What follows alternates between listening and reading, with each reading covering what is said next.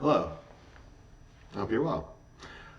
I've never made a video like this before, so be patient. But I wanted to make this video in dialogue with a video that Heinbach put up a few months ago, where he showed how to use a 3-head tape deck as a delay unit, specifically with his 4-track that had an analog mixer with a send on it. So it's a really interesting technique.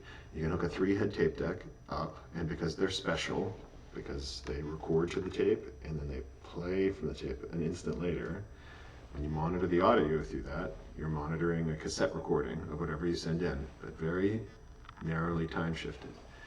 And he showed how to make a slapback delay effect with that.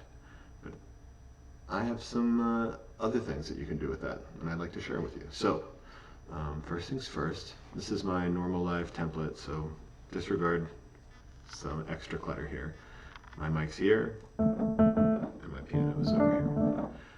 So, what I've done here is I've set up an external audio effect that sends to and receives from my Marantz tape deck, which is recording right now, and set up to monitor tape and with a limiter on, because it's got a cool limiter in it. So, this is on send A. So if I send my piano track to A, you'll hear a delay, right? It's quick. 100 milliseconds, 200 milliseconds, less, 100 milliseconds. And using Heinbach's trick of sending the send to itself, this is your feedback control.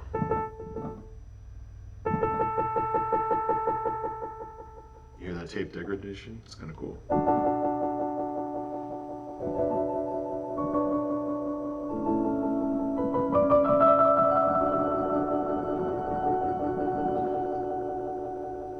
Not bad. You hear the pitch modulations, because my tape deck's kind of screwed up. It's good.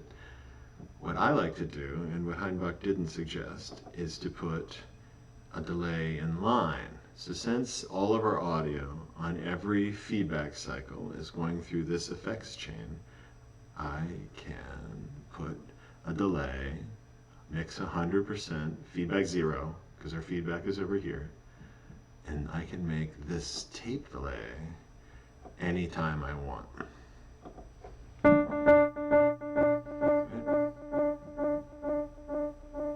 You can hear it a little bit more. The delay, the digital delay, does not affect the quality or the change in the tape delay at all. It just adds time in the feedback loop.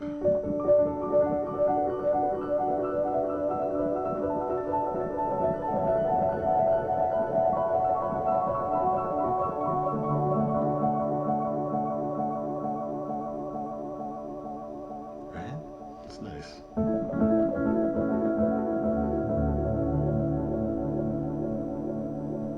And then, if you wanted to have like a Frippertronics type thing, I mean, one nice thing about instant delay is that it really goes up to some long delay times, 10 seconds.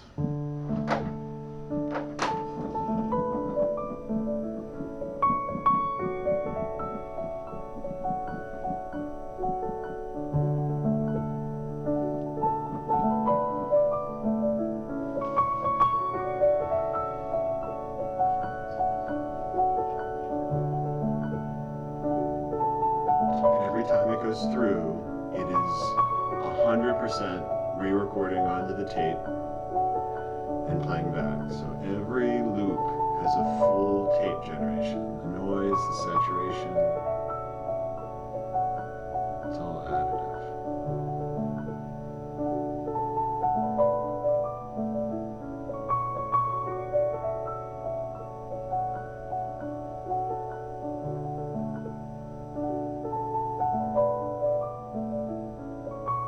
So that's like a nice Frippertronics loop.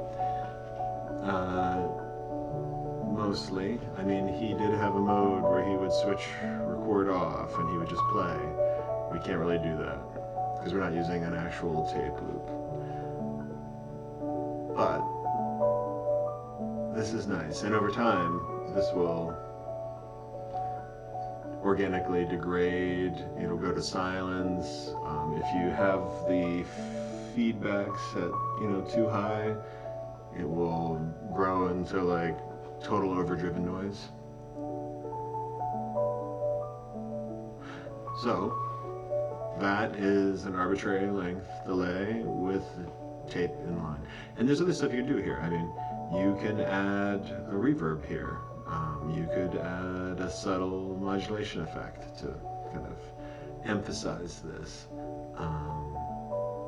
You can do this trick without the external audio effect in the cassette deck, and you can just put regular plugins in line. In this way, you can add anything to the feedback loop of a digital delay or effects processor. Again, 100% wet, zero feedback. Feedback's handled here. That's the way you do it. Okay, listen.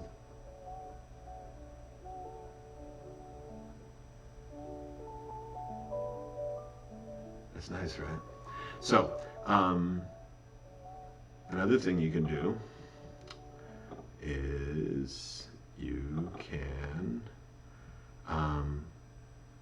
use this inline in the effects loop of a looper. So I use Augustus loop. You can use Ableton loop. There's various ways to do this, but take a loop at Augustus loop. We've got input at 100%, effect at 100%, dry, turn the whole way down, feedback, turn the whole way down. Everything else is set stock. If I turn this on,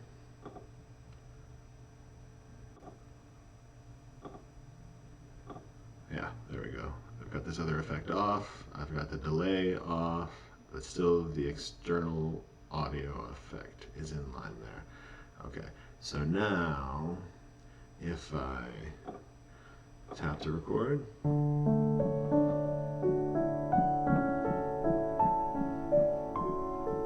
oops, well, know the loop when it comes around. Now, the looper, because its feedback is turned the whole way down, without this sending to itself, would only play back the loop once. And then it would go to 0. Here, every time it plays it back, that means that the loop has gone through the external tape process. So again, every time it is regenerated, affected, altered more additively.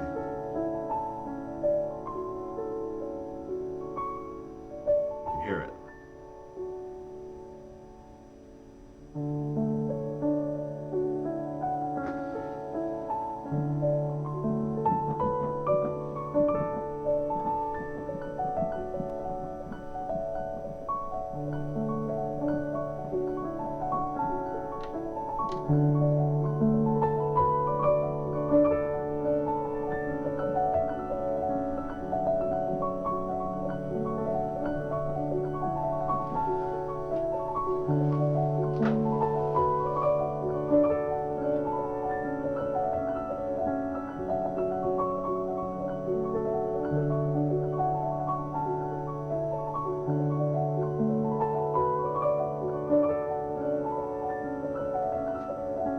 So, with this technique, you've effectively made a cassette loop where you have had total control over the period, the start and the stop of the loop, arbitrary length instead of it being a set length, and the sound that you're hearing is in no way different than the sound that you'd hear from a recorded loop, because we're actually recording the audio and playing back, with the exception that on every repeat, it degrades more. It's affected more by pitch, which I think that's good. I like that. And as you play over top of this, obviously, whatever's new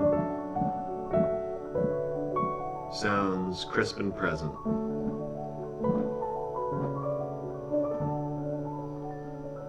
But but then it's overlaid on what's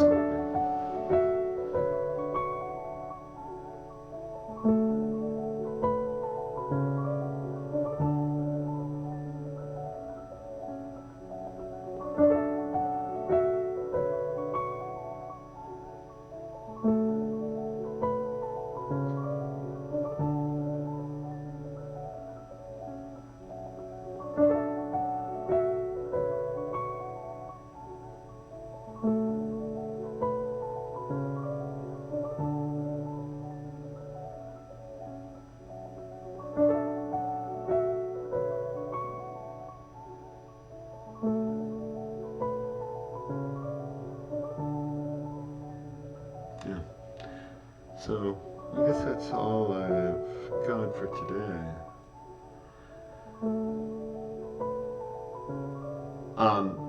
One other thing to note is that your channels on the tape deck are isolated, right? So if you have one tape deck, you can have two mono external processes, and they don't have to be in sync. You can set one to be a delay and one to be a loop. You can have two separate loops with two separate return channels, so different periods, asynchronous.